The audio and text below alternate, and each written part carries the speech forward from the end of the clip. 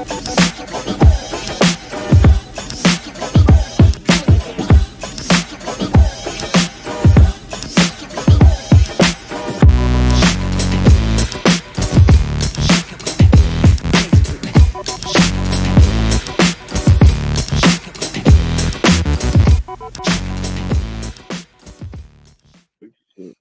to the Hip Hop Guards. I'm the journalist Sincere. That's my partner, Uncle E. And today we are joined by Squeegie Oblong. Thank you so much for joining us this evening. Thank you for inviting me. It's always a pleasure. It's been a while. Last time I was with y'all was me and Jamil. We promoted all the kids. You know what I mean? That's right. Catch us up on what you've been up to since that interview, which was about a year or so ago. Oh, shit. I think I put out maybe about like two other joints since then. 2 solo joints before this project. Just trying to keep up, you know, working with whoever I can work with, network how I network, you know, and that's it. No doubt. You got a new project called Upset Antagonists. Please talk to us about how you linked up with Chuck Chan of Home Team. Yeah, shout out to Chuck, man. He wanted to be a part of the interview, but you know, he's doing daddy duty, so you know, much respect to him.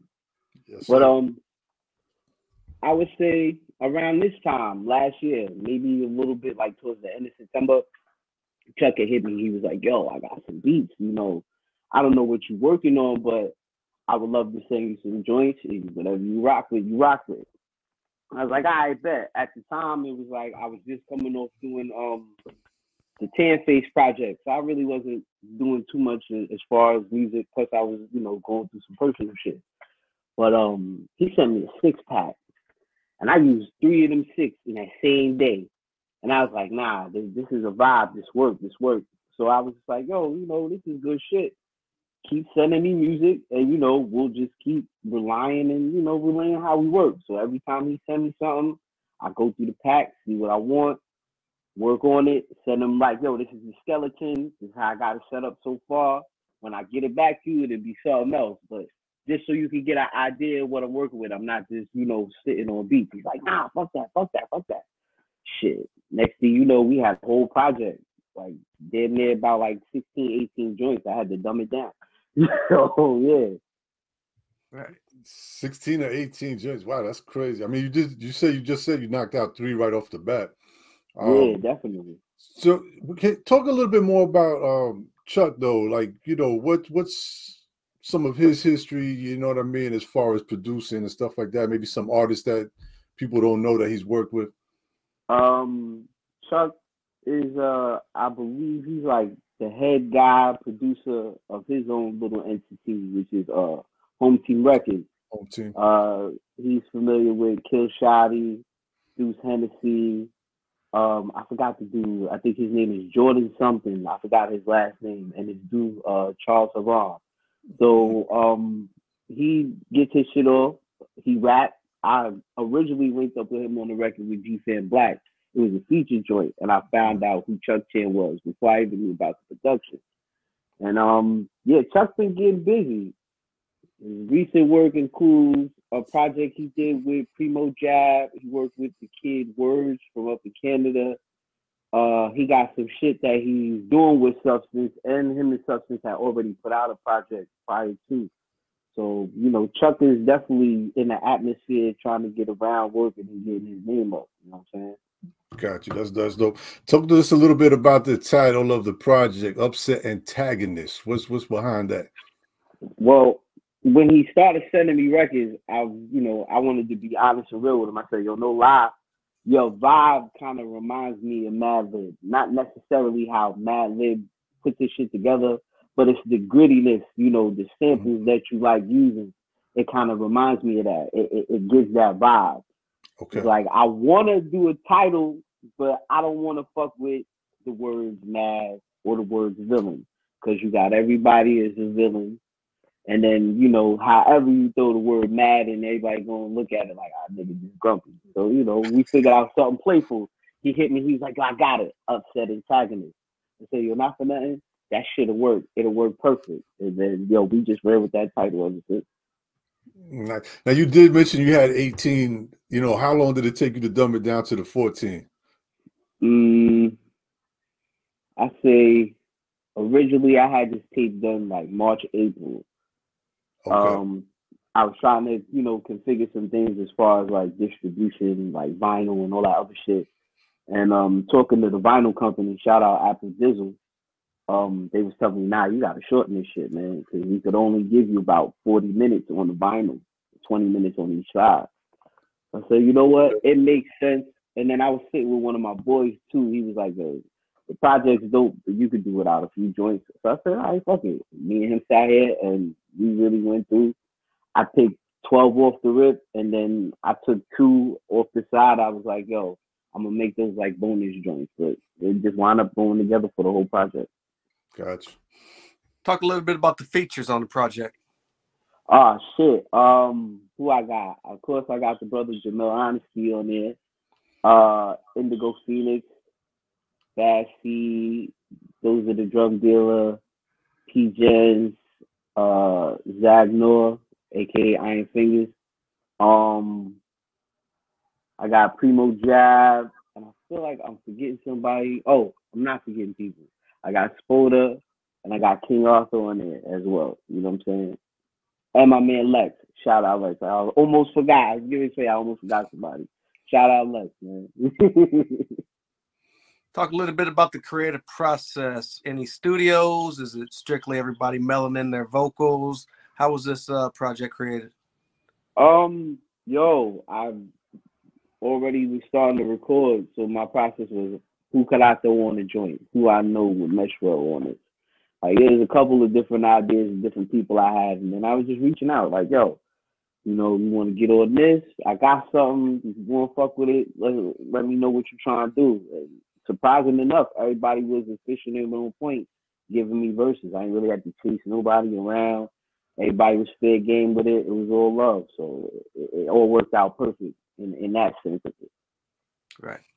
Can you talk a little bit about the titles that you guys chose for the songs, man? Because there's some like interesting, like Isabel Sanford. You know, like I'm trying to think, like I'm thinking of Sanford and Son. I don't know though, but no. So Isabel Sanford is the lady who plays Weezy on the Jeffersons. Oh, that's from the Jeffersons. That's the Jeffersons. Yeah. Right. So you know, I wanted to, you know, I just wanted to make sure I had that, you know, dark skin melanin love energy for my lady. So I just named it that, gave it that title, you know, the dedication to my Weezy. You know what I mean? right. Yeah, that's and then you got like Dwayne Johnson. Like, just what was the mindset behind Pickers? You know, was it just kind of to throw some nostalgic in there? What, you know, what was the concept behind that? Straight tomfoolery. Everybody, just I fun. think, yo, the whole culture in itself is like too serious. I don't like being serious all the time. Sometimes I kind of want to bullshit and joke around. Like originally, Dwayne Johnson, it was just 2 verses. I sat in here one night and I was just like, yo, I need some samples from the block. I want some shit just to hear him say some shit on it. And then next thing you know, yeah, I'm gonna just title like Dwayne Johnson just because of that fucking vibe. I mean, and the last one I want to ask you about, what about the Victor Vaughn? Oh, nah, that was more on a kind of like on a homage. If you pay attention to like the flow of the word scheme, I was trying to emulate that vibe. That was more homage with that one, man. Gotcha. I mean, my impression of Doom in a sense. You know right. That's it, man. I don't think I've really heard anybody. I heard people sort of sound, you know, like. But not in my aesthetic. I see more of the look. You know what I'm saying? Mm-hmm. Everybody they doing the mask. Everybody hiding their face. But the music don't. You know, Doom was real mysterious and he was playful with his shit. Like he knew how to style and still keep humor with it. Like everybody with the mask. Some of them are dope. Some of them niggas too aggressive for me. So. You know, I still kind of wanted to keep that energy and the essence of how the homie created rather than the aesthetic of the physical front. You know what I'm saying? Dope. That's dope. Mm-hmm. Talk about the concept behind the Mighty I Sin. Yeah. Oh, well, after I seen that, you know, I just felt like it just needed to be a part of the plan of what I had going on. I think the intro was pretty much the last pivotal part of the whole shit because I didn't really know where to go with it. I didn't want to keep it too like extra TV cartoony, but you know, the nigga Most Def put it in motion, and not for nothing. I put that shit in the project before he even had the situation with the Kendrick Lamar and all that other shit. When I talk about the Drake nigga, now I mean before he even had all them situations, I just respected where Most was coming from with it. Like, yo, it is true. Right now, the main market of hip hop is this shit is cheerleader music. You know what I'm saying? You fucking with who you like, yeah, target music, cheerleader music. You throwing up the pom poms for who you like. You know what I'm saying? You ain't gonna be real and be like, nah, I ain't really feeling that shit. I'll go on to something else. Nah, everybody's just, it's kind of like a force fed. You force fed this shit. Right. Yeah, another one of my favorite tracks, Battle of the Bastards. Talk a little bit about that one. Yo, I like that episode of Game of Thrones. That was a dope episode, especially towards the end when fucking they fed him to his own dogs. His dogs ripped his ass apart, killed the queen off. So I needed a posse cut. I was like, nah, I need life. I need life, man. Of course, Supreme and Jamel, they like go-to. Supreme like an unofficial fucking Harvard kid, And Jamel, anytime I'm like, yo, let's fuck around, he ready to fuck around. It was interesting though because I wanted Seed on the record. It was something else that I had in the cut. But I was like, yo, let me send him this beat and see what he do with it. And when he sent me that verse back, I was like, oh nah, this is fire. This is good money. And then at the end, I threw Indigo at the end just like that because like, nah, we needed the female to kill that shit off. You know what I'm saying? Just to end it off like, yeah, now you dead, nigga, take that. And just keep on that same track because I was going to ask you if you had any plans or if you have any videos out to any of the songs, and if not, are you planning on doing something with that Battle of oh my God, what's the name again? Battle of the Bastards. Yeah. I mean, you planning to do a video for that one? It would be nice if everybody's timing could work with it. I mean, if not, then, it is what it is. It's still a dope joint. I was just talking to my mans about that the other day as far as the visual aspect. So expect some visuals coming, definitely. Okay. Put some animation in perspective. Gotcha. And you mentioned, about the vinyl. So are you planning on releasing everything like on vinyl, CDs, cassettes? What's going on with the merch? CD is already out through DITCD. They like fairly new in the distribution game, but they've done a lot of work with a lot of different people. So the CD's out now. I'm just waiting for Apple Digital to get back with me as far as the date for the vinyl, but the vinyl's already locked in. I got the artwork and all. Okay. And digital, it's on all the platforms? Digital is already on all the platforms, Bandcamp, all that other stuff. What keeps you inspired and motivated to keep making music in this time in 2024, all the craziness that's going on and everything, man? What keeps you focused and putting out that dope music? Two things. Number one, I always keep it in my head like rap's a sport. It's a hobby, but it's still a sport in a sense. There's so much shit going on. I've been writing rhymes since I was like 12, 13 years old. So it's kind of like a drug addiction. It's just hard to put the pen down when you're so used to like fucking around. And then the fact that, I record, I make and master my own shit. So I have it at my own ease to work how I want to work. I don't want to be the guy that oversaturates the game, but hell, I could play in the sport and do what I got to do too. And I do it for the factor of I like to be the guy that inspires somebody else. So I got 2 kids. I wanted to be when I hit 50, 60, 65. I may not have been nothing big. I probably didn't go to the big leagues and shoot the ball, but hey, I got my artifacts to show you at least I played the sport. You know what I'm saying? Maybe you look at a vinyl, you look at a CD, you listen to it, you see I was trying to make a move, might inspire you to go, yo, not for nothing. Maybe daddy did that. I might not do what daddy do. Maybe I could, find my niche, or like my nieces and nephews. Maybe I don't want to fuck with music, but Maybe I might want to be an influencer. Maybe I might want to be a producer. Maybe I might want to be behind the camera. Right, you know, right. It only takes one little spark to see somebody else around them do it to make them go, well, shit, if you can do it, I can do it too.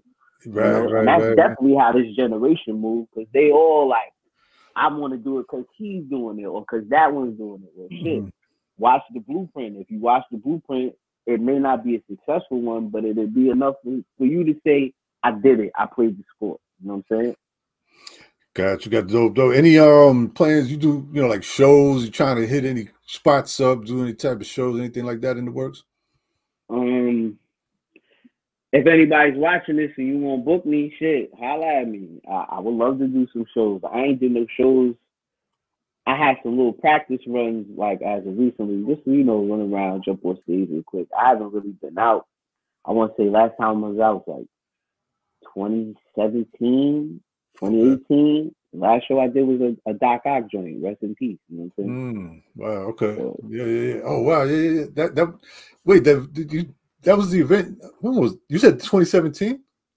Yeah, about 2016, 2017. It was to build my man Kinetic from Kinetic Energy from the Antagonists and shit. Yeah. Him and Doc Ock, they linked and they put a bill together. It was me, my people's first generation, a couple other artists that they had on there. I mean, nice. All right. So, what has been the feedback on that project so far? For the most part, people like the vibe. You know, the energy's pretty dope. Everybody got their records that they like. You know, what they listen to, what they feeling. I mean, shit. I really didn't do it for the feedback. I did that shit just to get a fucking a one-off. You know what I'm saying? I did that shit for my own self-conscious.